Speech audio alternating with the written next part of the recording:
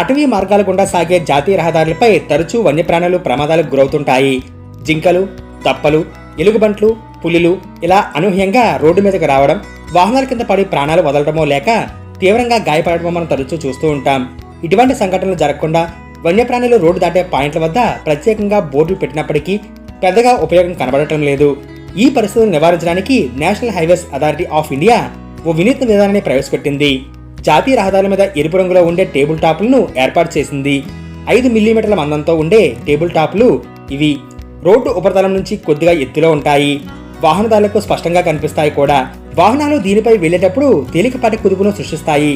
దీంతో డ్రైవర్లు ఆటోమేటిక్ గా వాహన వేగాన్ని తగ్గిస్తారు. ఫలితంగా ఏదైనా వన్యప్రాణి హఠాత్తుగా రోడ్డు మీదకి వచ్చినా సడన్ గా బ్రేకులు వేయడానికి లేదా వేగాన్ని నియంత్రించుకోవడానికి ఇది ఉపకరిస్తుంది. జంతువులు సురక్షితంగా రోడ్డు దాటడానికి వీలుంటుంది. అంతేకాకుండా డ్రైవర్లలో పరిసరాల పట్ల అవగాహన కూడా పెరుగుతుంది. ప్రస్తుతం ఈ విధానం మధ్యప్రదేశ్లోని అమల్లోకి వచ్చింది. జబల్పూర్ భోపాల్ జాతీయ రహదారిపై ఈ టేబుల్ టాప్ అందుబాటులోకి వచ్చాయి. వీరంగన దుర్గావతి టైగర్ రిజర్వ్, నౌరాదేవి వన్యప్రాణి సంరక్షణ కేంద్రాల గుండా వెళ్తుంది ఈ రోడ్డు. అత్యంత రద్దీగా ఉండే జాతీయ రహదారిలో ఇది ఒకటి. అలాగే వన్యప్రాణుల సంఖ్య ఇక్కడ ఎక్కువ. జింకలు, నీలగాయ నక్కలు వంటి జంతువులు ఈ రోడ్డును దాటే క్రమంలో ప్రమాదాలకు గురయ్యేవి. వన్యప్రాణులకు అత్యంత ప్రమాదకరమైన జోన్ ఇది. దీంతో తొలిదశలో ఈ మార్గంలో ఈ టేబుల్ టాప్ వ్యవస్థను ప్రవేశపెట్టింది జాతీయ రహదారుల సంస్థ. అటవీ జంతువులు ఎక్కువగా రోడ్డు దాటే పాయింట్లను గుర్తించింది. ఈ రహదారిపై 12 కిలోమీటర్ల వరకు టేబుల్ టాప్ వేసింది.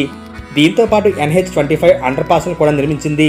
ఇది విజయవంతమవుతున్న క్రమంలో దేశవ్యాప్తంగా అటువంటి పాయింట్లను గుర్తించి దశల వారీగా వీటిని ఏర్పాటు చేయనుంది.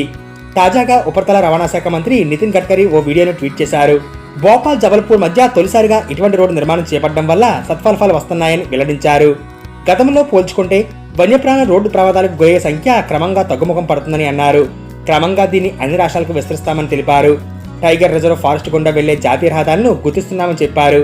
ఏపీ తెలంగాణలో ఇటువంటి రెడ్ రోడ్లు రావడం ఖాయంగా కనిపిస్తుంది. AP Telangana, AP Odisha, AP Chhattisgarh, Telangana మహారాష్ట్రను అనుసంధానించి జాతీయ రహదారులు కూడా వ్యూహాత్మక అటవీ ప్రాంతాల గుండా వెళ్తూ ఉంటాయి.